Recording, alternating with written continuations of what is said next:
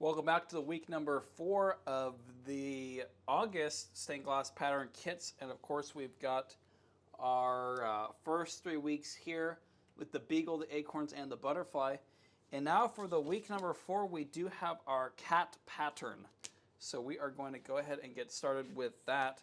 And so without further ado, of course, the first step, as always, is to get the glass picked out. And hey, Cindy, thanks for joining us today.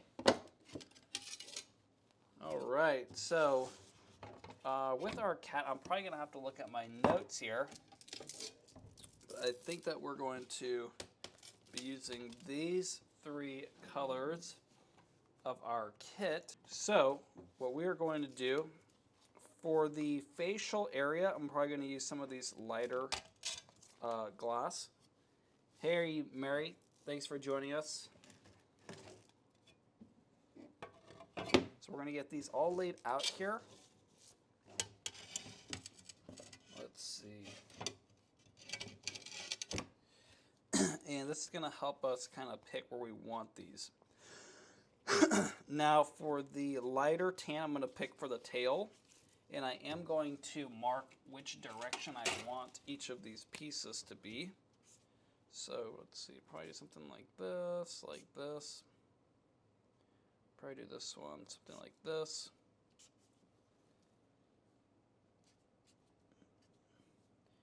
There we go. Okay.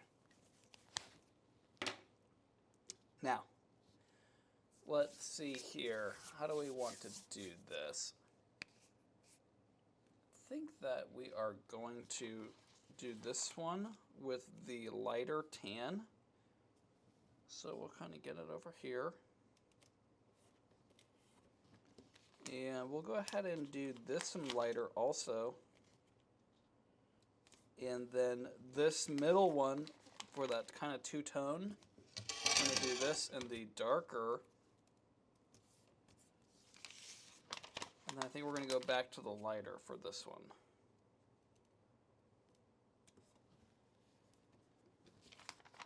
And then we are going to, for the top area, we're probably going to do the 2 ears with the darker.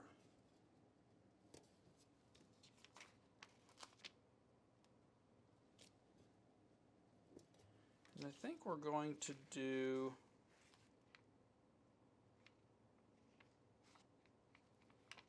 let's see.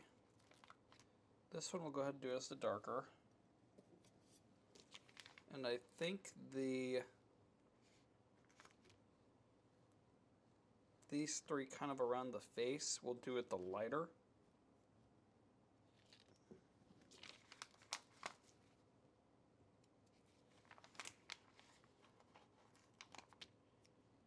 And then I think we'll go back for the little chin to be in the darker color. And so that is going to be our setup for this panel. Hey Connie, thanks for joining us. All right, so we've got all of our glass placed here. We're going to go ahead and get our glass cutter out. As always, we're using our pencil grip cutter. And I like to kind of position it with one of my fingers on the cutter head here. And then just with a constant pressure, we're going to start separating these pieces.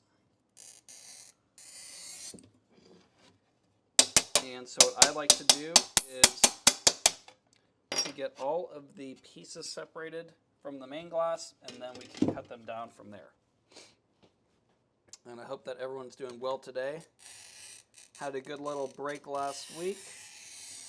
Ready to get back at it today for the 4th week of the August kit. And this is the last day of August, so I will also be going through and selecting the 3 winners. And I actually didn't get around last month to sending out the gift cards to the winners. So I'm going to do both of those probably on Tuesday when I get back into the office after Labor Day. So that is the plan for that. And if you're not aware, the free giveaway, there's a monthly giveaway in the free Stained Glass Mastery community for stained glass supplies. And so as long as you're in there posting, you'll be entered automatically. Every month, the top of the leaderboard is awarded that those free gift cards, those top three positions. So we're going to go ahead and check that out here pretty soon. Now with the glass here pretty much separated, I'm going to go ahead and switch over to our free camera. And we're going to get some close-ups on our glass cutting here. So again, we are separating these a little bit further so that we do not mistakenly cut into them, and that'll kind of give us the best results. So that's normally how I like to do it. And so when you're cutting these patterns out, I like to, you just keep the scoring wheel right on the edge of those patterns. And if you're going to do a cut, you might as well do one on the edge of a pattern, and that will save you a cut a little bit later on. So that's how I like to do it, so long as it doesn't kind of compromise the any pieces here. Sometimes it can be a little bit tricky to do that, but most of the time you can kind of manage. It really depends how tightly you position them on the glass. Okay, we've got those. Now we've just got our kind of lighter glass here.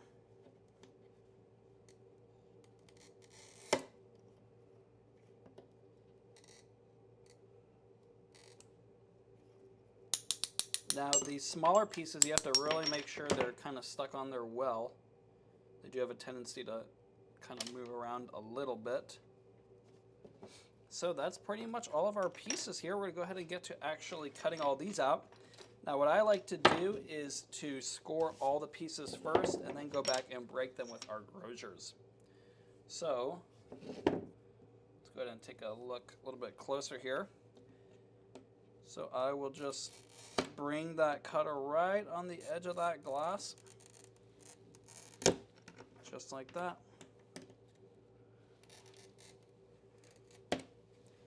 And with most glasses, you'll kind of hear that little scratchy sound.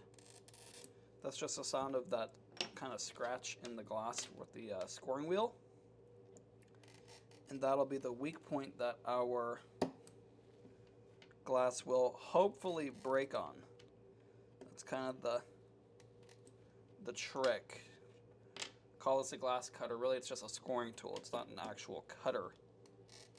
The separation occurs when you apply the pressure and break it.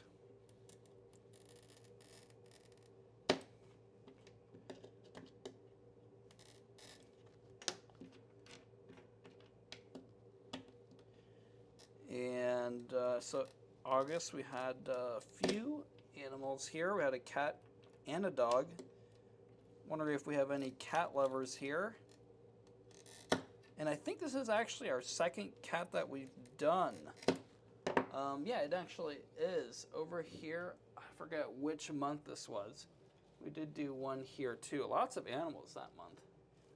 So another cat. I think that people might like that.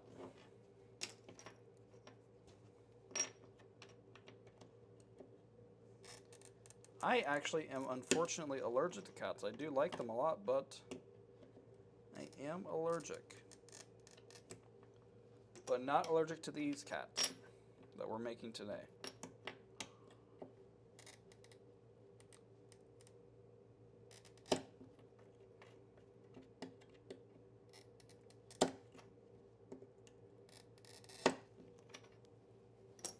And like always, if you have any questions, be sure to ask them. I can enter them here in real time and of course do a demonstration as needed.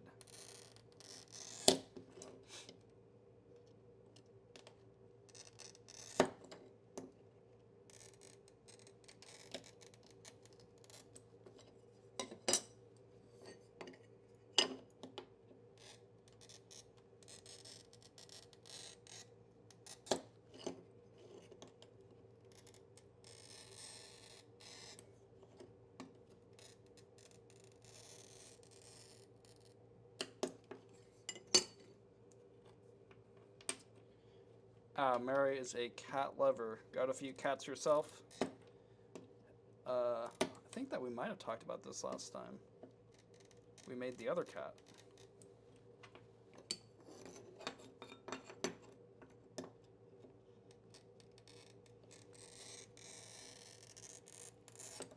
Got the little tail here. Kind of a long, narrow piece. And whenever you're cutting these curves, I like to just swing my elbow, and that'll kind of help you keep that edge nice and rounded. And we're coming up to our last piece, kind of an awkward shape piece, but it'll just take a few scores till we get all the way around it.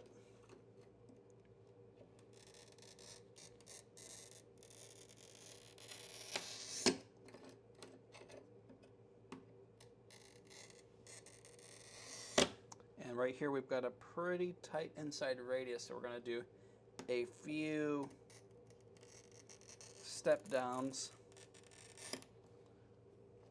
That'll just make it much easier for us to separate this without hopefully having any damaged pieces. Okay. What else do we need here? Okay, we are ready for our grosers, of course. And I've got a few here. And not long ago, I was actually having a lot of problems with these being a little bit too seized up. Put some of that cutter oil on there. Worked pretty well. It's been a while since I used these, but they seem to be coming back to life.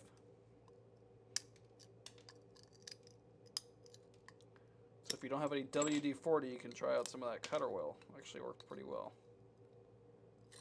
Since it works pretty well for it not being the primary purpose it's meant for. What I'm going to do is actually remove a little bit of this too. Already collecting quite a bit of debris here.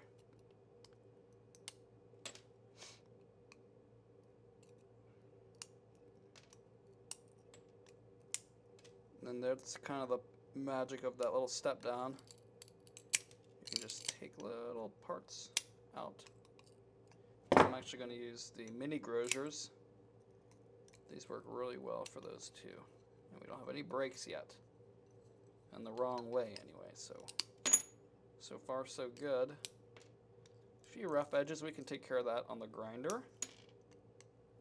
And we're going to go ahead and cut this down. Kind of like doing a step down. Just give us a little bit more leverage. Because whenever you kind of get to this tip right here, it's really weak on that point. It's liable to just break right across your workpiece. Alright, now this piece is going to need some grinding for sure. But we're at a good start for it. Put that aside. Move on to the tail piece.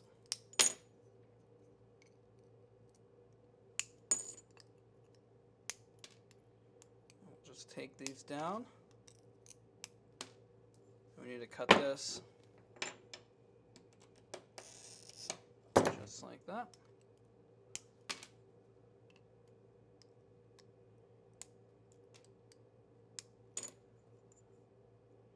Now, this is getting a little bit kind of hard for me to hold. This piece is not very big, so I'm going to take the other grosers and hold it with one of them like this. And then I can kind of just like that. Perfect.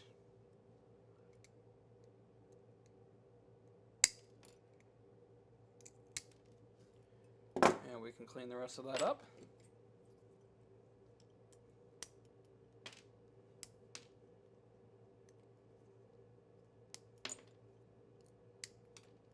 There we have it. So you can see the big mess of debris here we are accumulating, and that is why I really like to do the scoring all at once.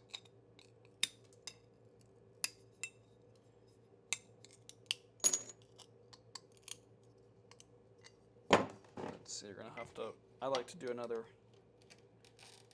step down right here, because again, we're right there at that point. It's really weak on that spot. Even right here, I probably would not be opposed to another step down.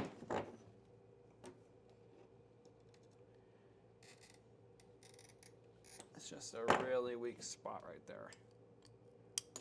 I think we might be, there we go, just like that.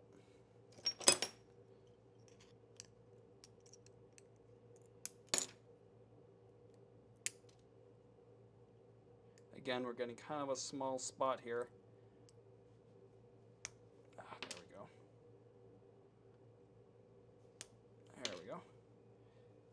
Now, I was able to get them without the other pair of Grosers, but you never know. You could slice your thumb open trying to do that. Again, another really small spot here. And I used to kind of just use the table as leverage and break it on the table. But the extra pair of Grosers is just so much easier and more reliable. Now on this piece, we're going to want to do a few step downs.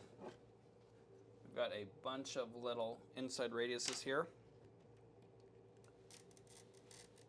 And they're not super shallow, but the piece is kind of small. And if you're not careful, you know, it'll just break right across.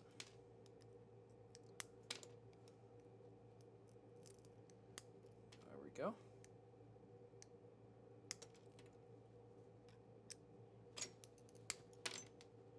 Got this little piece right here. There we go.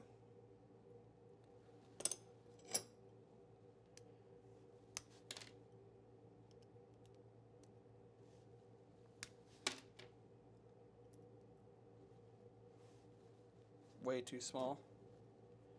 Need the Grosers for this one. There we go.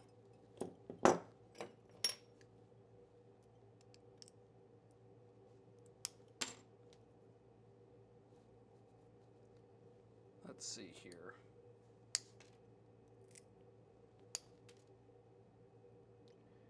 Yeah, this is going to be a little bit too small too. We're going to go ahead and get the Grosers out.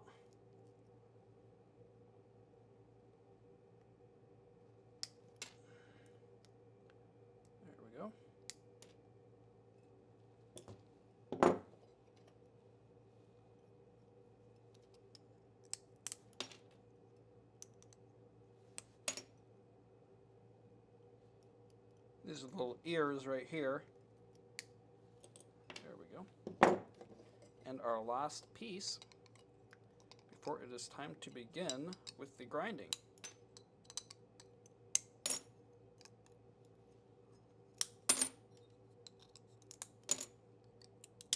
Oops. So right here we have a little break. So that's why you kind of want to do those step downs. You have a little break like that. So we'll have to cut a new piece. Not the end of the world. What we are going to do is put our pattern down here, and then we're going to make a little bit of space and remove some of this debris. Sweep it into the trash can. There we go. Just like that. And we are ready to continue. Make sure this is all down nicely.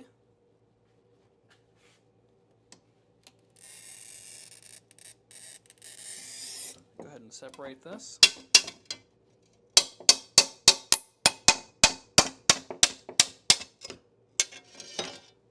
After a few taps, you can get that kind of sharper corner cut. Not too bad. Now, I think what I'm going to try to do this time is actually separate this part first, and of course we are going to do a few step downs to make sure we don't make another mistake, because that's kind of a really weak spot. And right here's another weak spot. We're going to go ahead and do another step down there too. Something like that. I think with this we should be able to get through. Go ahead and tap this through.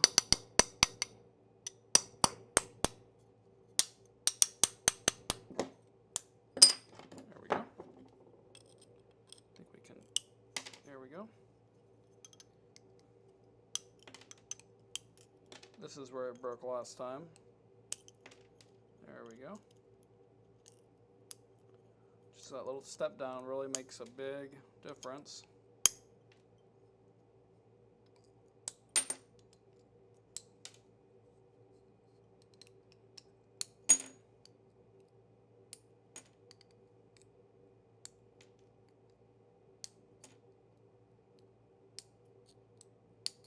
And there you have it. Got our piece. So now, let's go ahead and do another sweep right here. We are ready to begin our grinding. Let's see, I'm going to go ahead and lift this up. That'll give us a little bit of a better view here. Okay. Put this about right here. I like to cover up my little foiler from all the grinder spray out. And I actually need a little bit more water. I'm going to go get some water really quickly. All right, we got our water filled up here. We can kind of shoot our little sponge here. Try to saturate it all up. And then of course we're going to get our little glass bath and fill that up. You don't need to fill it up too much, maybe about right there should be plenty. Go ahead and turn this on.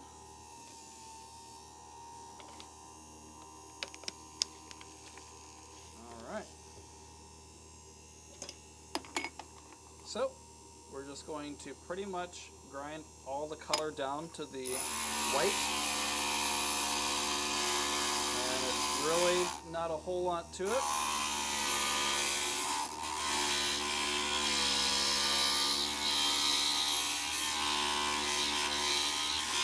These vinyl patterns definitely make it really easy to get all the way down to the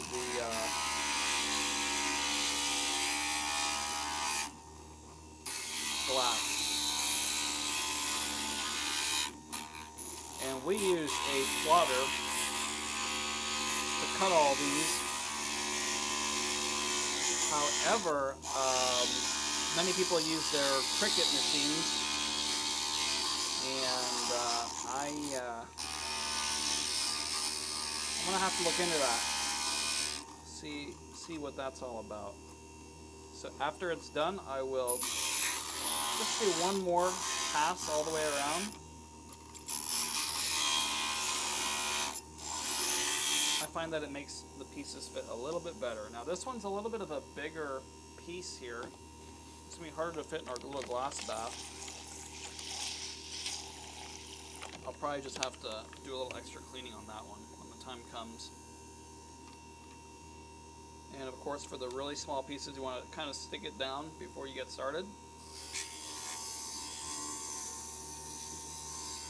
And I find that whenever you are trying to grind these smaller pieces, you can't really lay it down flat as easily.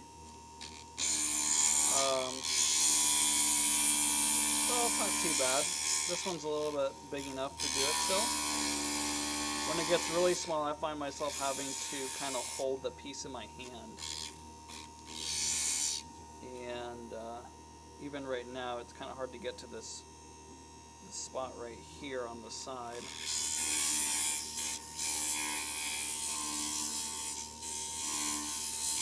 There we go. Now we can just check our piece really quickly. Whenever the glass gets really wet, the patterns, especially when they're really tiny, come off pretty easily. So you're going to want to kind of just check them out.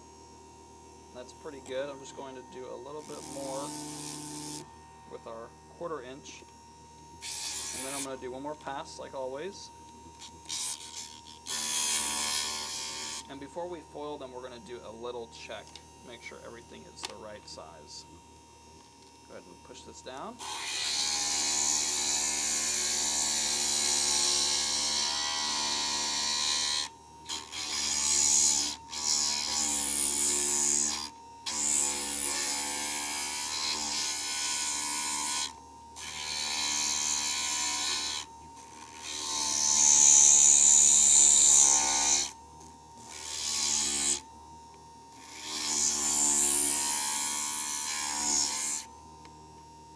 There we go.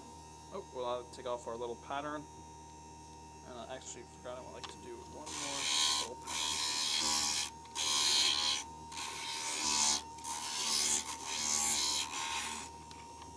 There we go. Moving on to the next piece.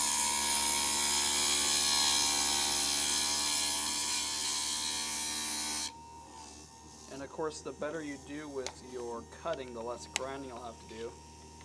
I like to go ahead and do a pass on all my pieces. This seems to make everything really allow that foil to adhere to a nice right angle surface instead of it having an uneven surface for that copper foil to adhere to. That's the way I like to do it. You don't necessarily need to do that, but I like to just go over every single piece.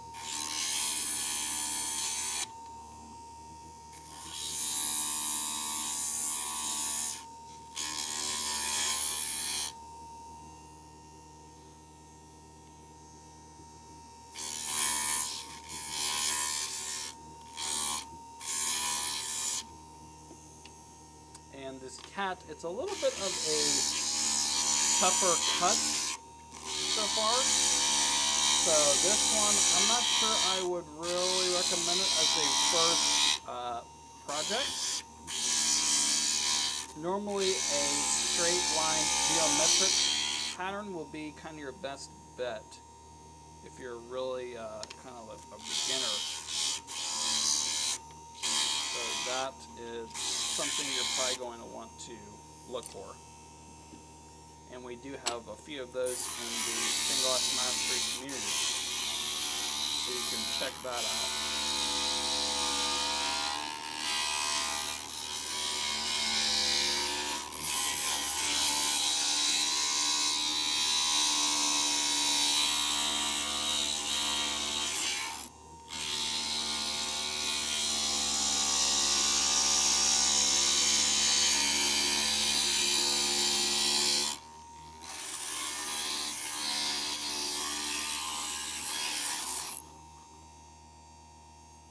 Cut our little tail here.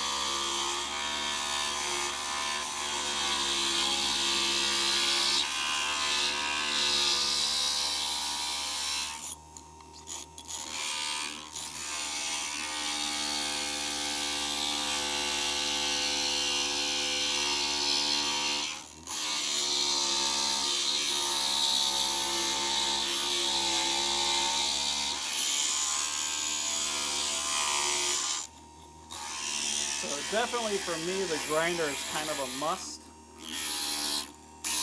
I really recommend having it.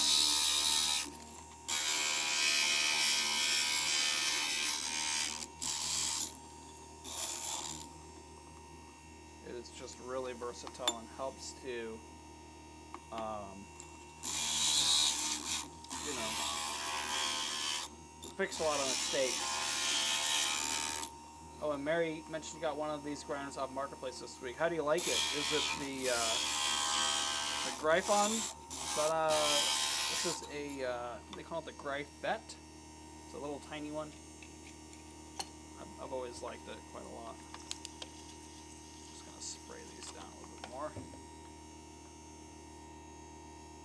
We've got our few more little pieces here.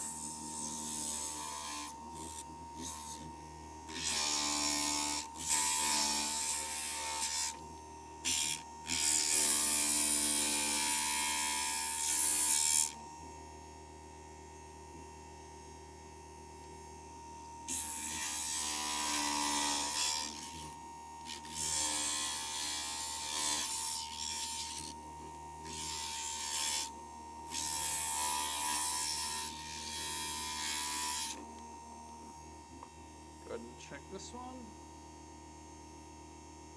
Yeah, I think I like them too. They're pretty small, compact, and I have had some questions about whether you should use a grinder in like an apartment setting. I would say not late at night. It will make some noise, but it's not so bad that during the day on a weekend or something like that, I don't think you're gonna have any problems. So in case you're wondering if a grinder would be feasible for you, I think overall, pretty much in all situations, it's a good idea. Personally, what I would say. And our last piece.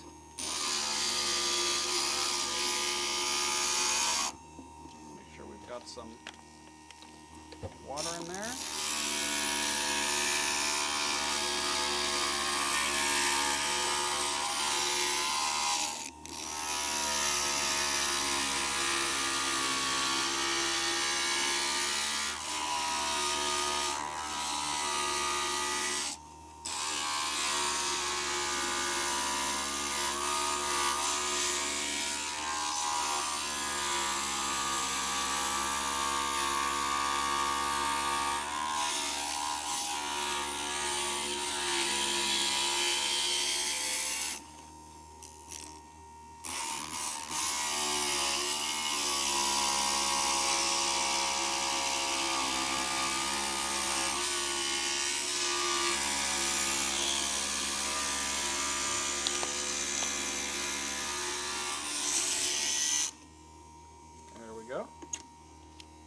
Go ahead and do one last pass here.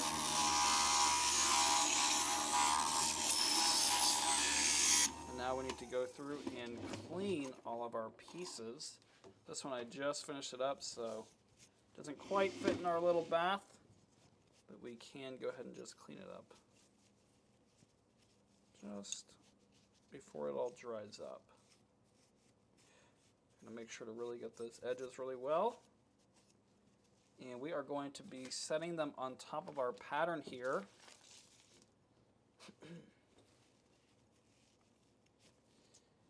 And Cindy asked how I would suggest holding those tiny pieces. So for me,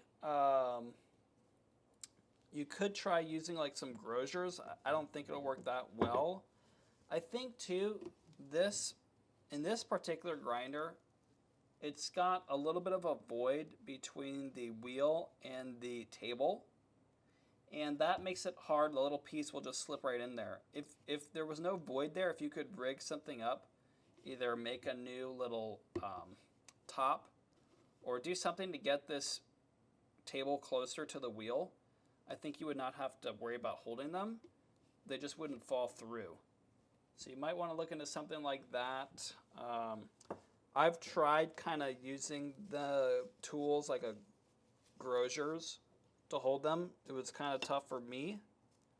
They kept like slipping in there, and I was afraid to kind of squeeze too tightly. It'll break it. It's kind of what I was worried about. Let's see, what else could you oh, another thing, ever since I put this 1/4-inch wheel on top and dropped this 1-inch wheel down lower, it's really hard for me to hold the little piece in there. If I just remove this and bring this back up to where I had it, I think I'll have a much easier time grinding those little pieces if the actual grinding surface is up higher. So that's something that I think I'm going to either get another grinder for the little 1/4" wheel or do something. I'm not sure exactly what yet, but this shaft right here on this grinder is just a little bit too short. I wish that it might be a little bit taller. So for that reason, I might get another little grinder, or maybe look for one with a taller shaft. And then I could kind of keep this on there a little higher, and it'll be easier for me to use. Just kind of my thoughts on that. And Mary mentioned there is a pair of pliers made for that, so I'll have to look into that, because occasionally I do have a little bit of a hard time myself holding on to those tiny little pieces, and it kind of just go kind of slowly, little by little, till I get it done. You know, that's the way I've been doing it with the little tiny pieces. Just do a little bit till it gets done.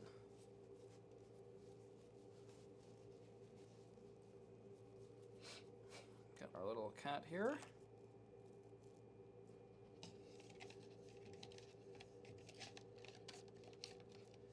We've got a lot of water in our little bath today because some of the pieces were pretty big.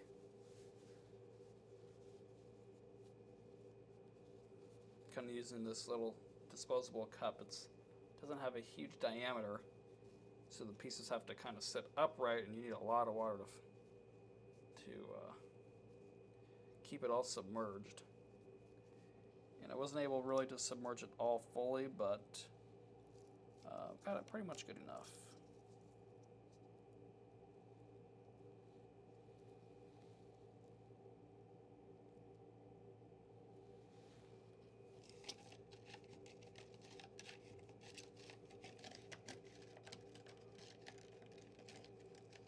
Mary mentioned that's why she got the second grinder for that 1/4". But yeah, I think I might do that unless I can find one with a taller shaft. I think we stock maybe 5 or 6 models of grinders, so I'll probably look through, see if anything does work like that. If not, I think I'm just gonna have to do that too, because it's kind of a hassle to switch the little bits in and out. And I've got access to those grinders anyway, so okay, where do you go? Okay, there you are, right there in the face. Got a little earpiece right here.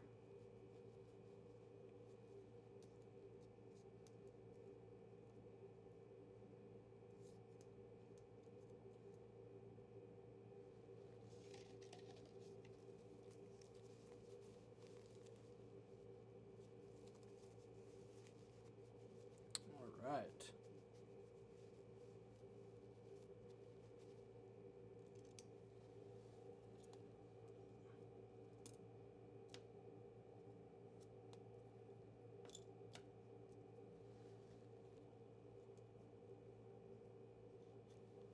Here we go.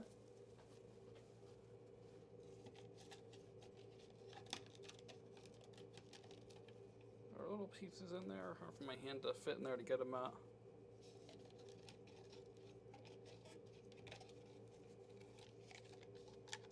Might have to pour these out. Here's one. I know we've got one more in there. There we go. I got it. Okay, good. Got all of our pieces.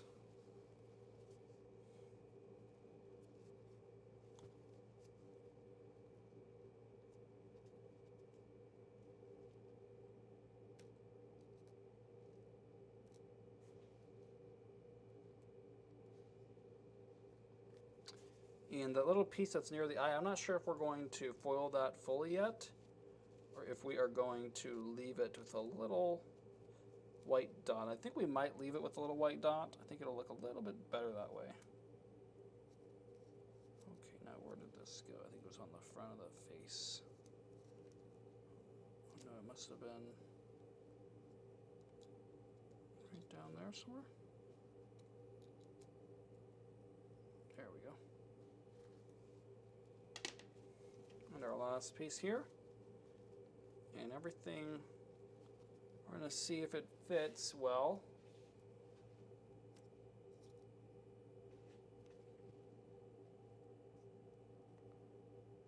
I think this amber piece needs to be trimmed down just a little bit.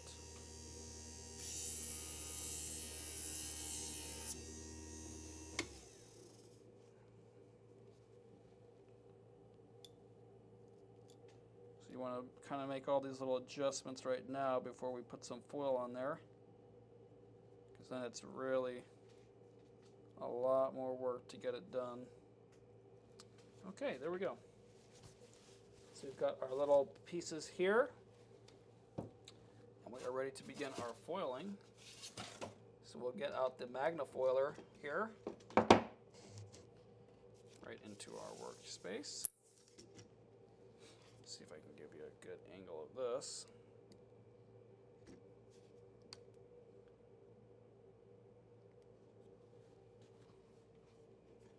It's been a while since we have used it. Go ahead and probably pull out a little bit since it's kind of exposed there. And we'll go ahead and get started.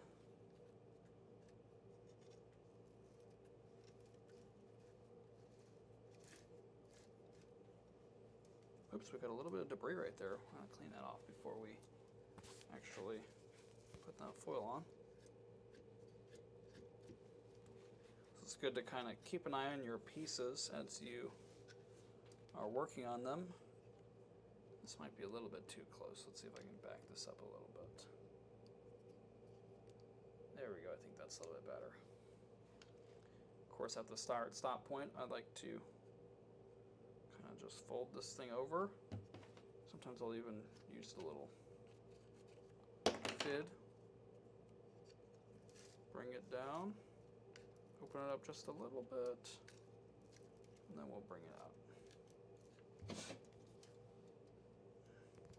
out. There we go. We'll go ahead and just fold everything over with our fingers. This light right here might be a little bit too bright.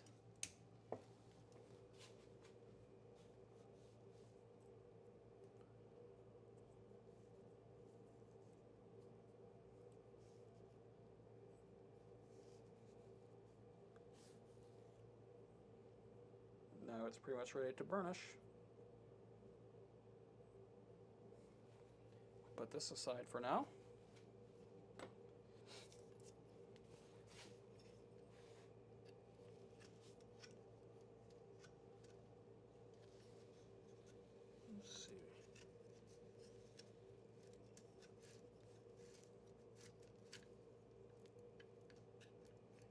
I like to use the Magnafoiler here. Been using it for a while. I think we've done maybe 5 to 10 projects with it. It's been working out pretty good. At first I wasn't really sure, but I think it's pretty good. It's a pretty good product.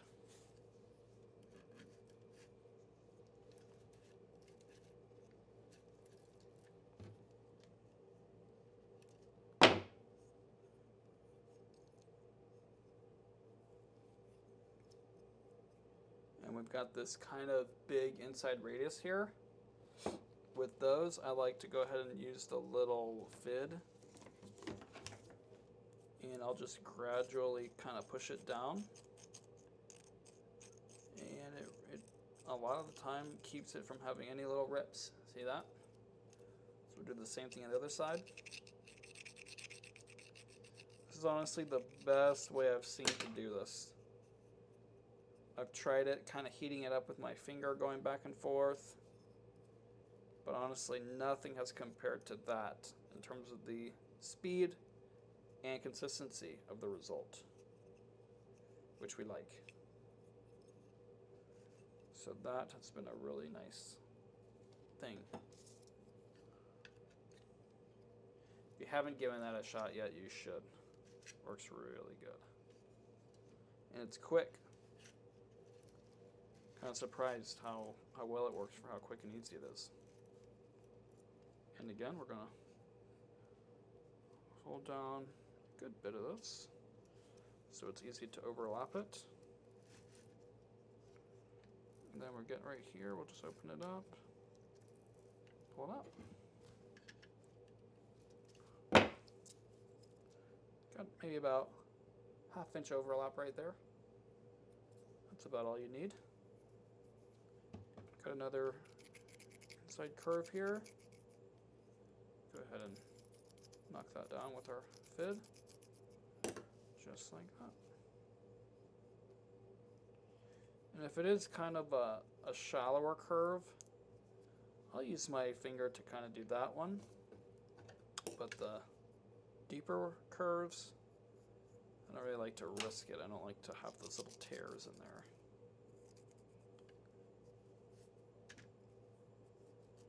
I just don't think it looks as good. There we go. Centers all that foil up really well. Oops, we've got a little bit of debris right here. You just never know. Sometimes you can miss these little spots. So it's good to really keep an eye on that.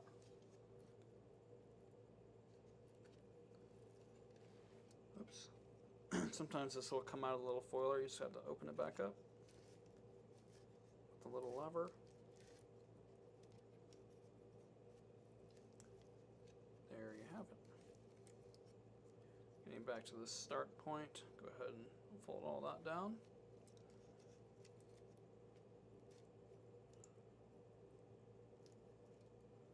Overlap it, pull it out, we'll snip it off.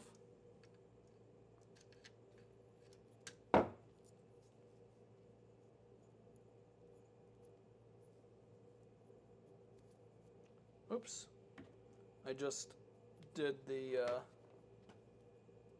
thing with my finger, trying to push it down, and it ripped on that side. Let's see how it goes on this side.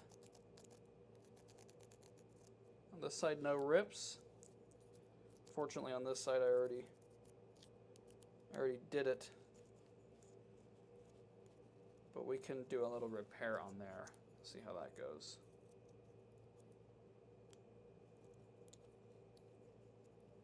Having a little bit of a difficult time with this inside curve here.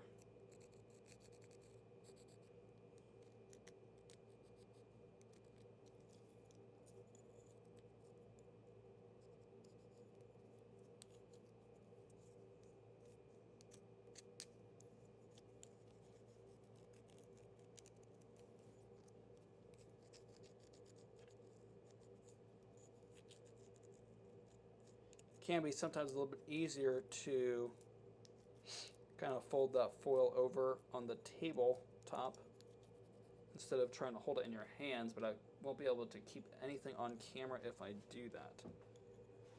So I'm trying to keep it all right there. We're going to put a little piece of foil over that and trim it down with the X-Acto blade, but we'll go ahead and take care of that when we get closer, or after we do the burnishing. Would be the best time to do that. Now we're getting to some of the smaller pieces, so what I like to do, kind of stick it in there, pull it out, and I'll just kind of use this as a dispenser. And I'll just kind of hand foil it. And this seems to work out pretty good too. So we'll snip that down.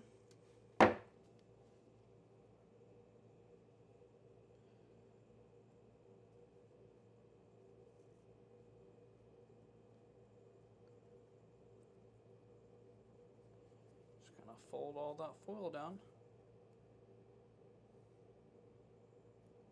In the corners it tends to bunch up a lot. You kind of have to force that down too, especially when the burnishing comes along.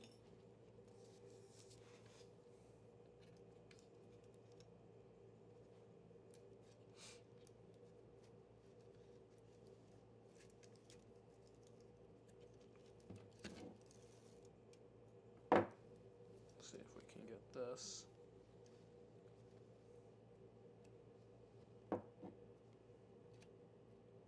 There we go. Now this one's got a lot of little curves, so I'm going to go ahead and use the little FID to kind of work them straight down.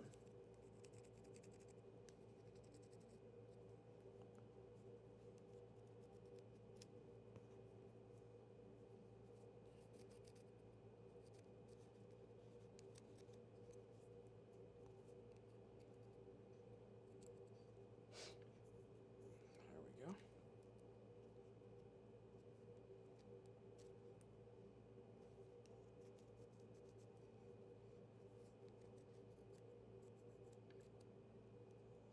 Okay, we can finish that up when we do that final burnishing.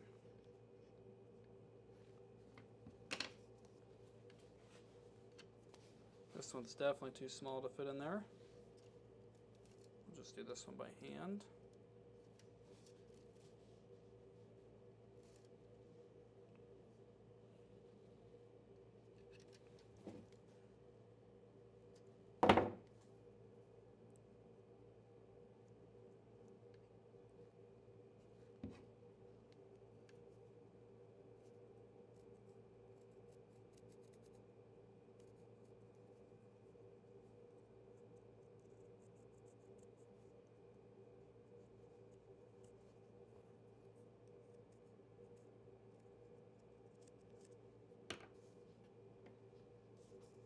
Got the little eyeball area.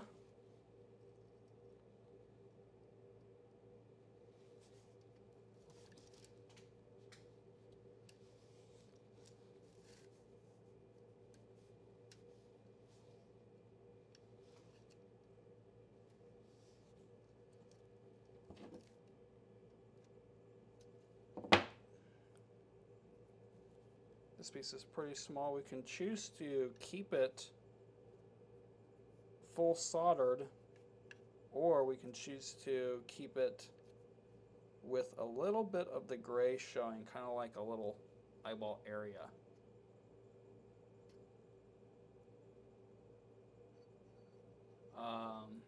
Wonder what you guys think that we should do. If we should keep it with just a little gray, or if we should black it all out with some solder.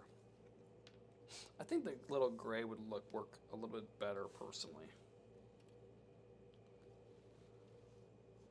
And Mary mentioned got a tabletop foiler on Marketplace.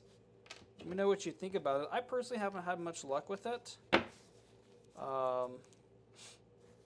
But you might, I mean, I still think it's better than hand foiling. I think it's a little bit easier in terms of the speed and all that. It doesn't burnish it, of course, but I do think it applies it. You know, it's a little bit of a learning curve like everything, but I think it applies it faster and probably on average more accurately than the hand foiling. Now, if you've been hand foiling for a really long time, that might not be the truth for you, but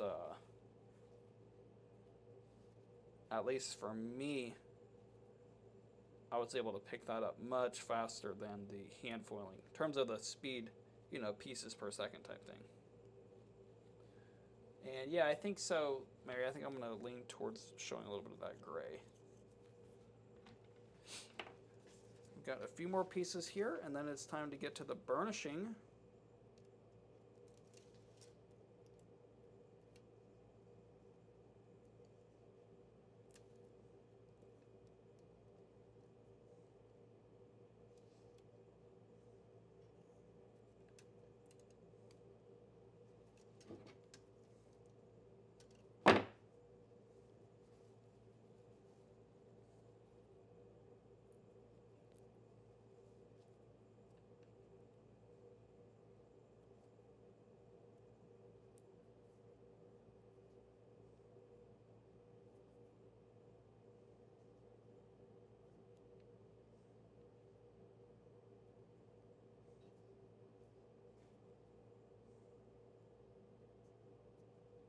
There we go. Little earpiece. It can be tricky to get these little pieces here.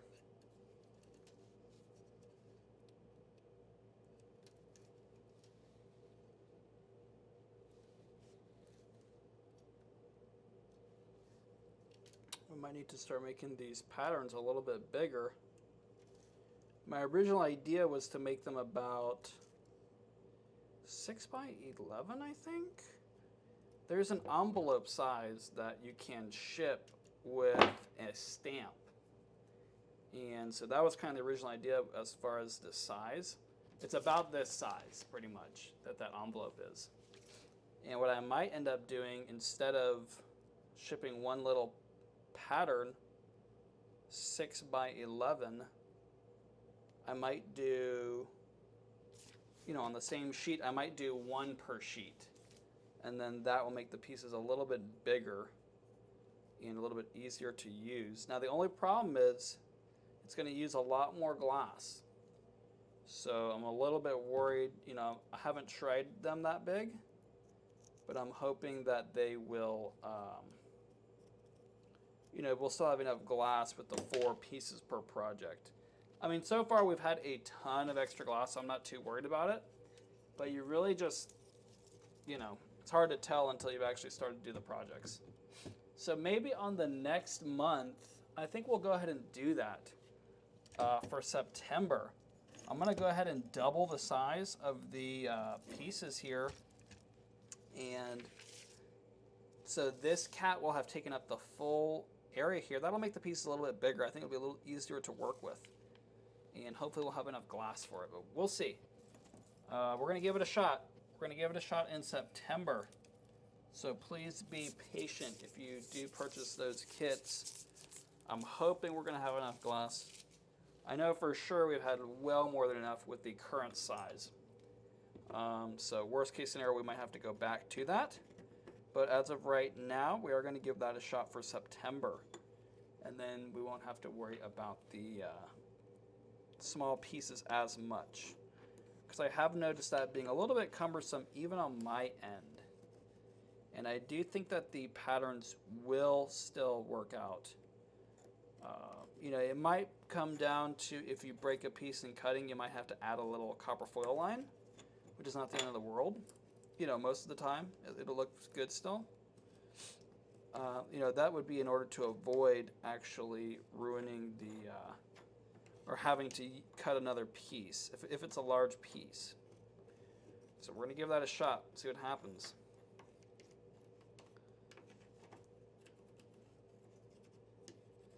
And of course, if you are making these at home, you can always just enlarge it, if you're using your own patterns too.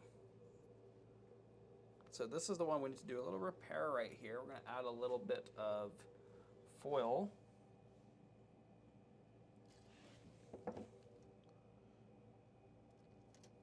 There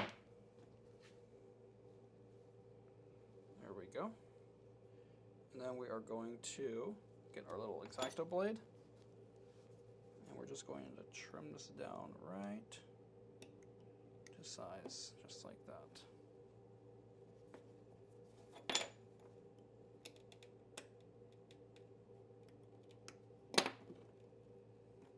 Do the same on this side, and then we will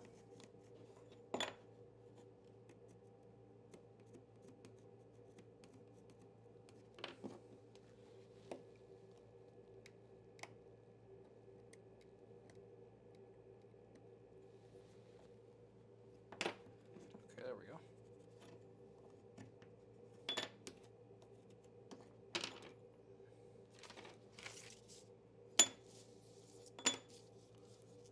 And there we go, our first piece.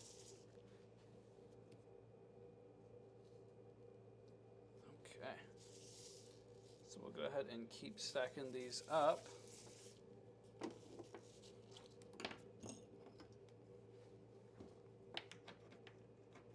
And our September kit is coming up starting next week.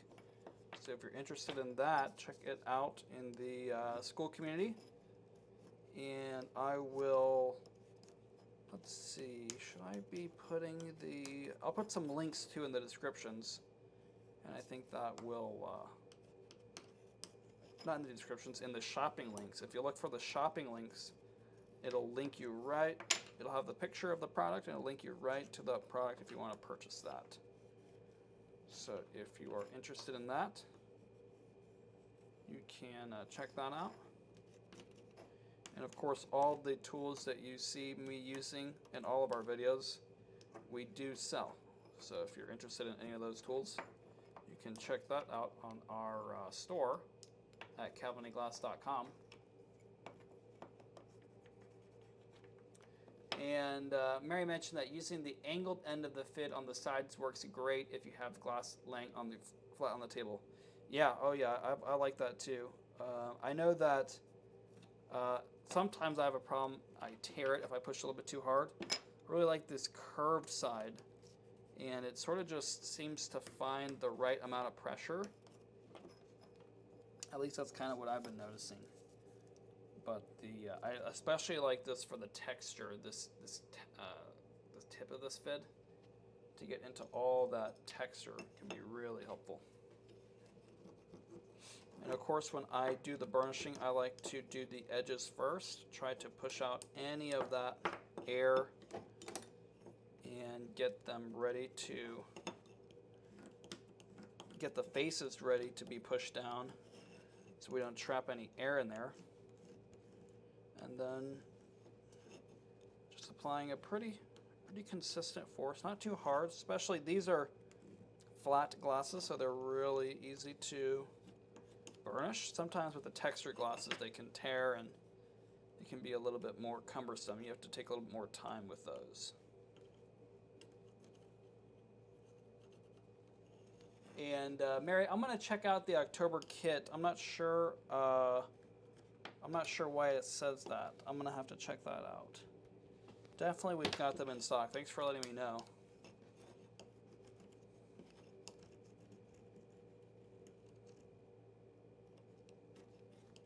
I know that sometimes when I make those products, actually those we don't keep a running stock. I know for sure we've got all those materials all the time for all the kits. So for those we don't pre-make them, we just kind of pull them as they're purchased. But I picked glasses that we have like 100 sheets of. So I know that it's, you know, the big sheets where we can make like 10 kits per sheet. So yeah, I know for sure we will never run out of the glass that I picked for every single kit. I think like the least amount of sheets that we have in stock, that we keep in stock at any time, are like maybe 10 or 15 of the big sheets, which you can make like 6 to 10 kits worth of each of those sheets. So we don't sell that many kits each month. So definitely we can, definitely they're in stock. I'm gonna have to check to see what's up with that.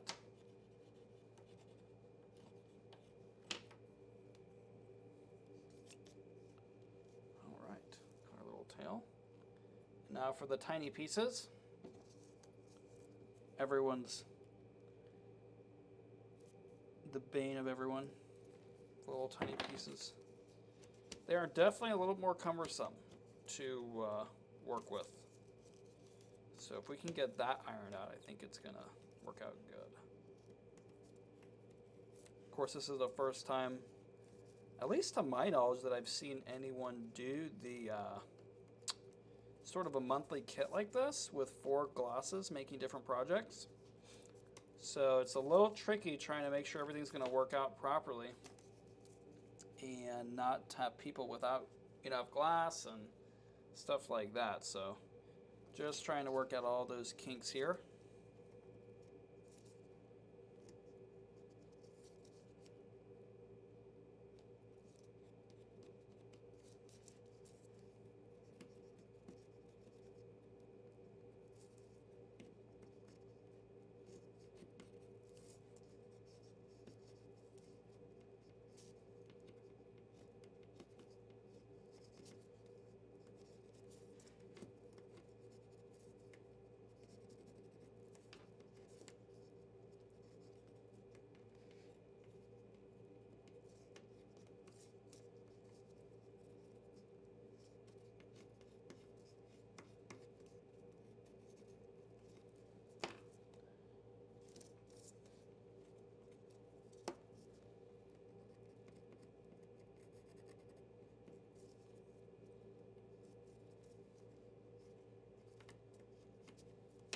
There we go.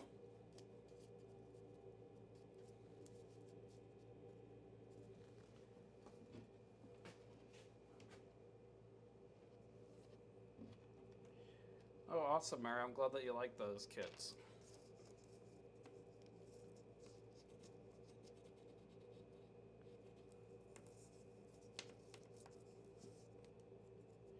Yeah, I've been enjoying doing these. I put together 12 or 13 of them.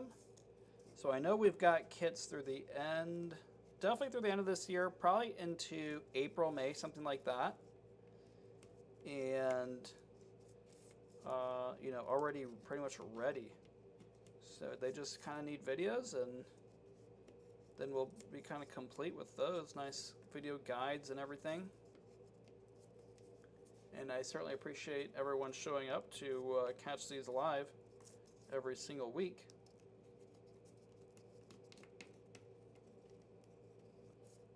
There we go.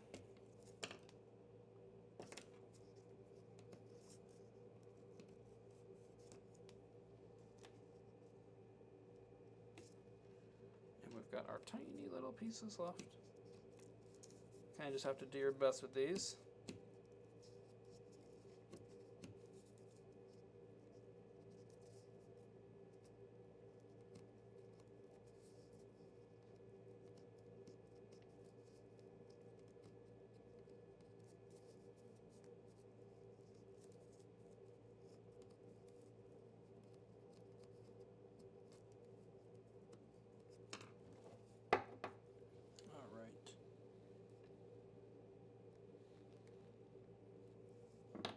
There we go.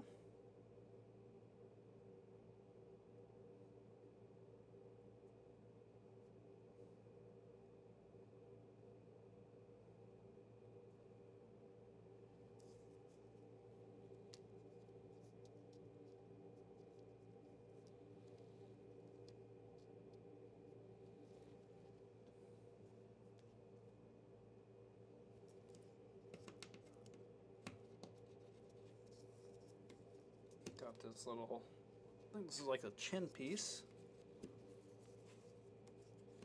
We've got our multicolored cat here.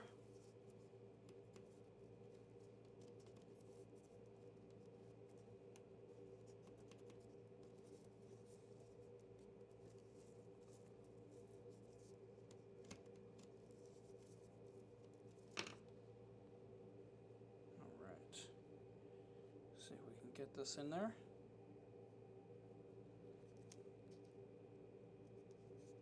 Oops, I think it goes the other way.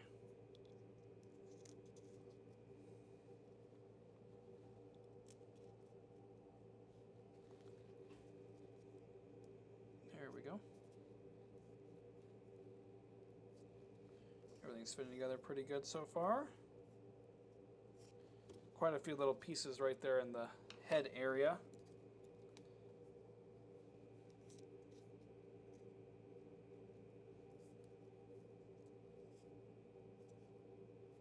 There we go. Okay, good.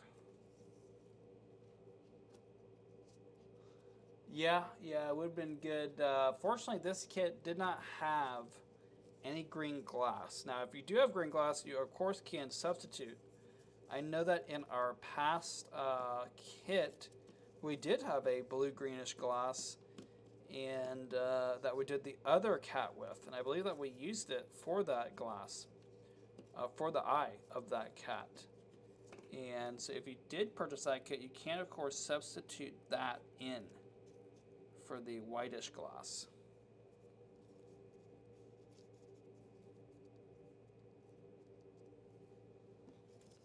All right.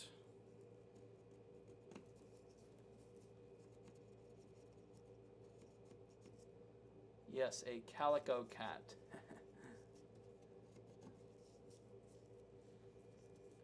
There we go.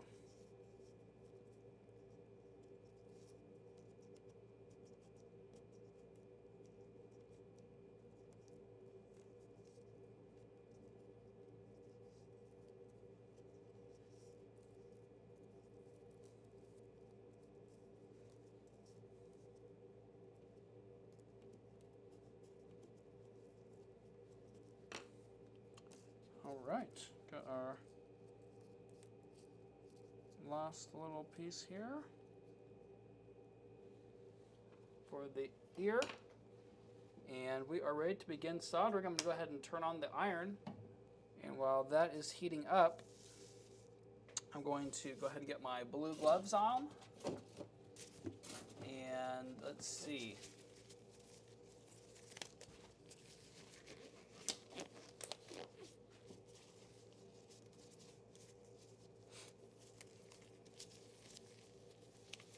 We're going to need, of course, some flux. Oops, my little thing came off. Put that back in there. And we're going to go ahead and mix this up, make sure it's all ready to go. We've got our, actually still have our little corrugated pipe here for the exhaust.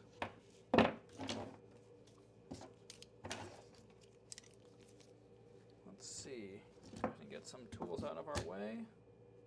And get our solder out. Put our glass cutter away. I'm going to use this little X-Acto blade to do some fine adjustments here.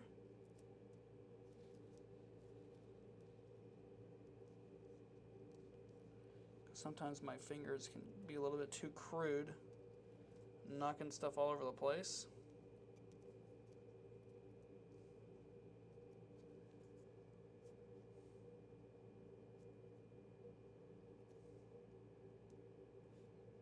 Okay.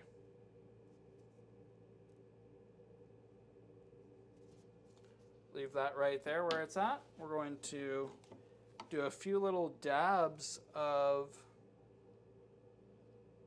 flux here. And I've got it to where it's pretty much just dripping off. I'm not even hardly touching the surface here. I'm trying to keep from moving any pieces around as much as I can. It's kind of funny, this brush is just all destroyed, but it works perfectly. Okay, we're going to go ahead and see if our iron is heating up. It is. Unspool this. Oh, we need to go ahead and turn on our... Alright, we've got some suction here. Alright, and we've got heat. I'm going to go ahead and grab our little wire brush. Oh, and let me, of course, try to move this to a little bit of a better spot. I like to just brush this thing off, get all that junk off there. And now we can go ahead and try to tack solder this thing all together.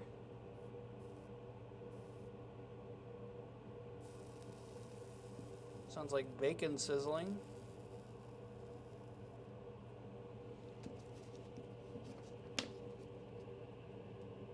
Oops.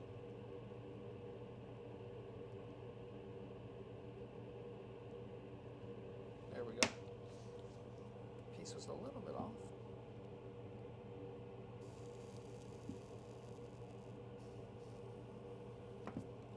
I think I moved stuff around just a little bit.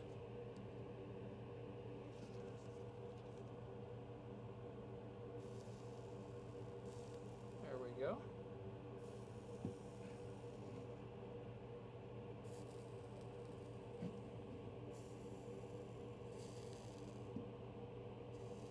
Right. We are pretty much all one piece. So we can move this pattern to the side. And are ready to really drop some flux on there. Just like this.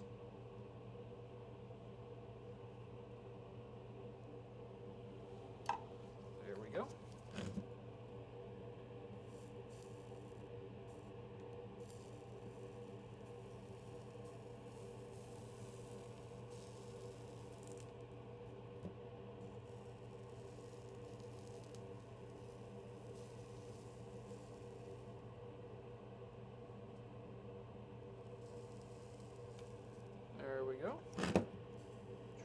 decent bead here.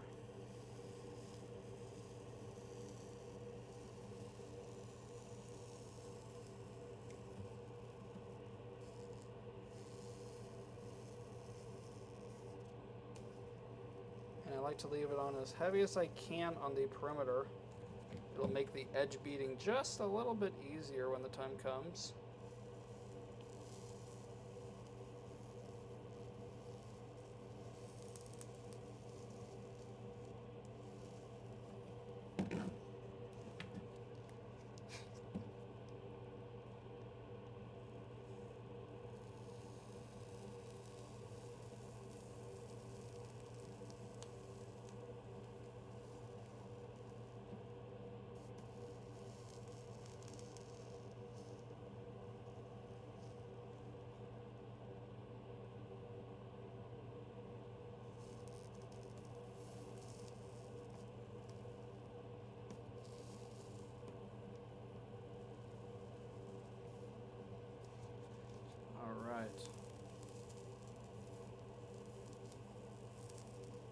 Cutting this all, oops, there we go. Want to have a little bit of gray showing there. And we are going to go ahead and touch everything up before we finish.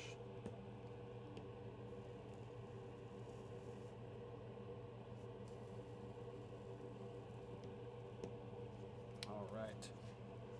We can go ahead and flip it to the back side. Apply some flux.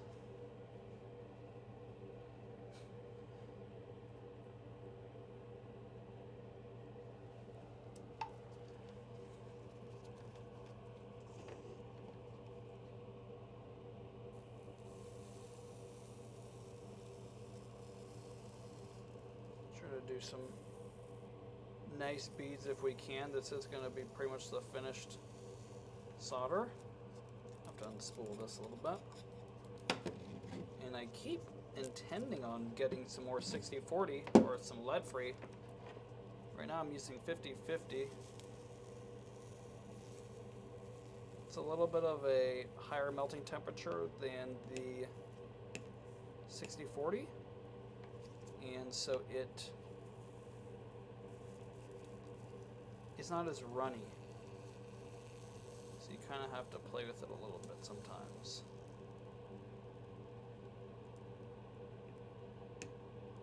And sometimes the more you mess with it, the worse it gets. Just keep that in mind.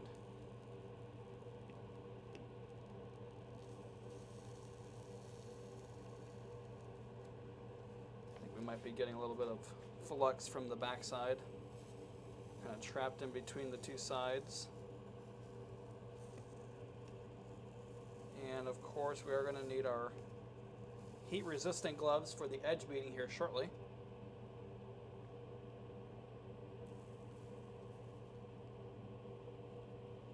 And it's crazy to think we're already in August. The end of August, I should say. We're about to be in September. Today is the last day of August. What a year it has been so far.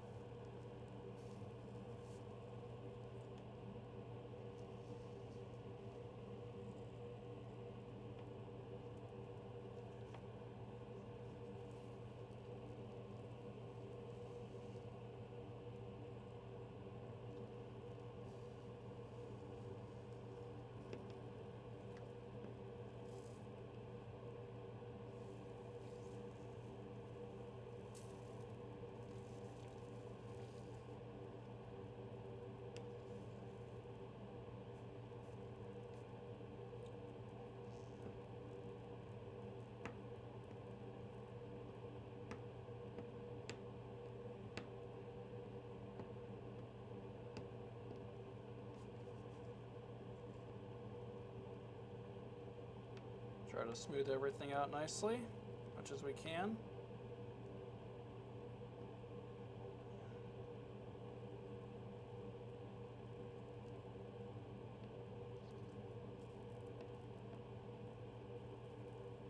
Smaller pieces have a tendency for the solder to connect over the face of the glass. Ends up becoming a little lake of solder. Probably want to avoid that.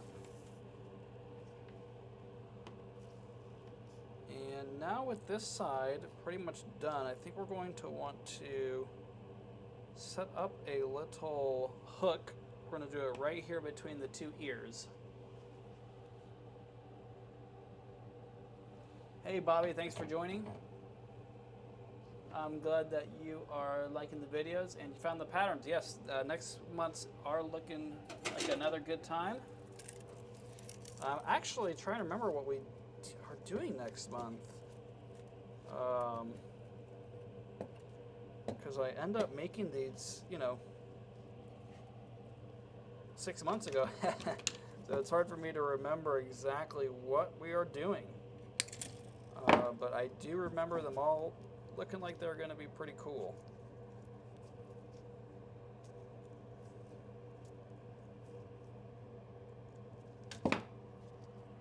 Okay, so we got our little hook made. I like to hold it. Oh, you know what? I'm going to want to go ahead and grab my heat-resistant glove. Yes. Where are you?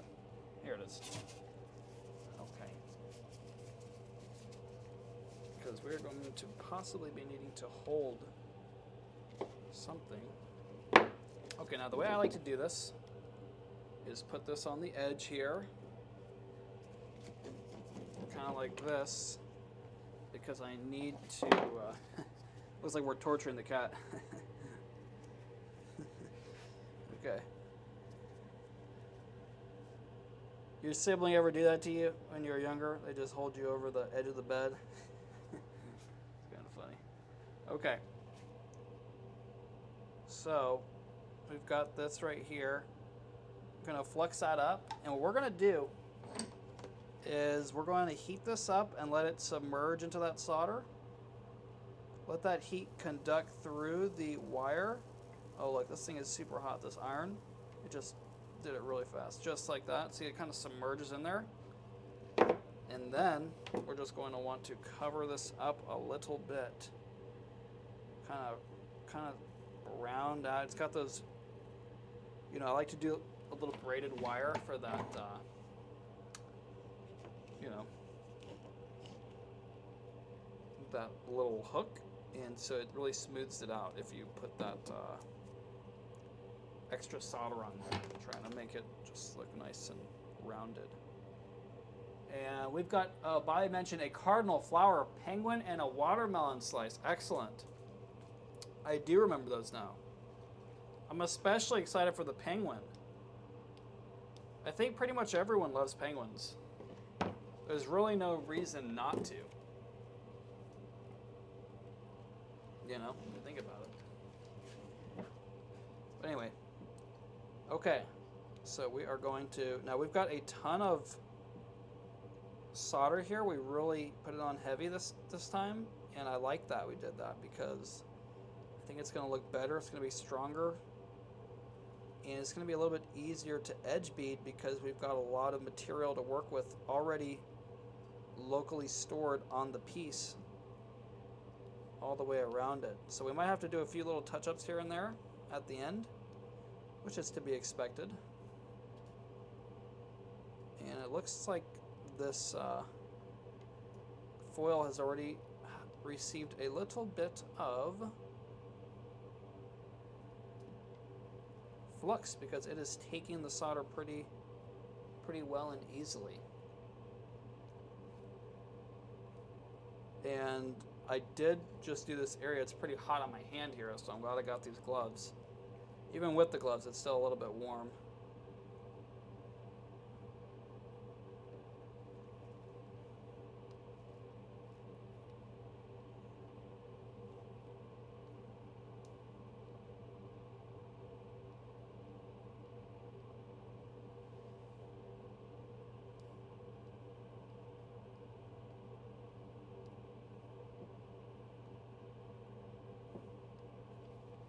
Got a lot of these solder droplets. We're going to have to go back and kind of clean all that stuff off.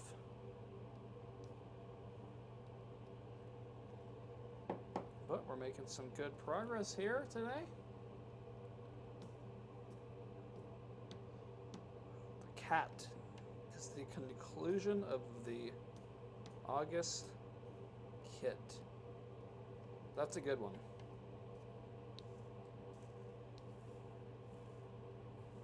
And I'm liking how this came out so far. Ooh, a little bit hot. Just be careful.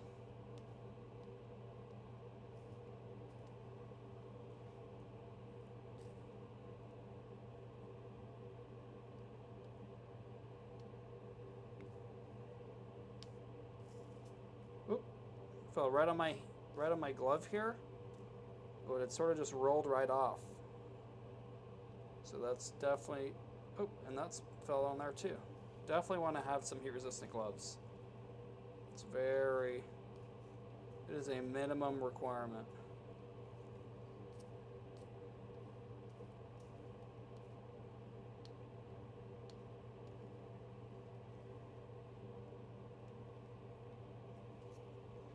I think we're getting about where we started.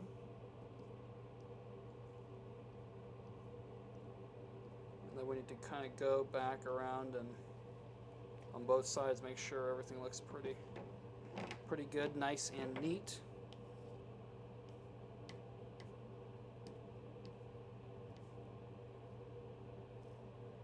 This is the front side.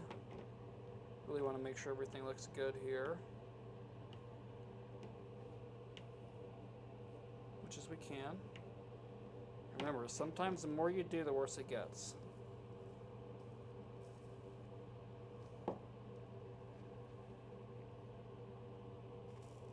Give this, oops,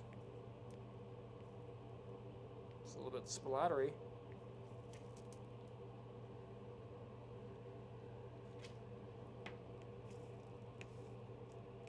I think it has some trapped flux in there.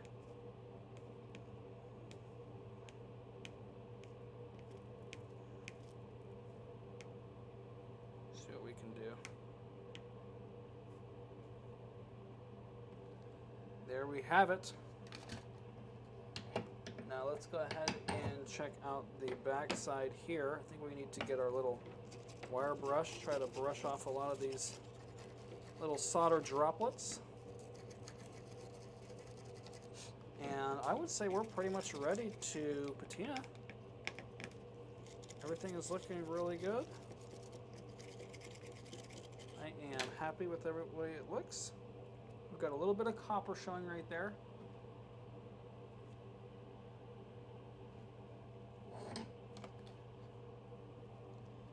And Bobby asked, is the wire pre-tinned? Yes, it is pre-tinned. And I think we sell it in 18 gauge, 20 gauge, 16 gauge? Quite a few. And definitely, I'm sorry, Mary is the one who asked that. I'm sorry. Bobby said, definitely gloves and log pants. I got caught with shorts on and solder drip. Not good. Yep.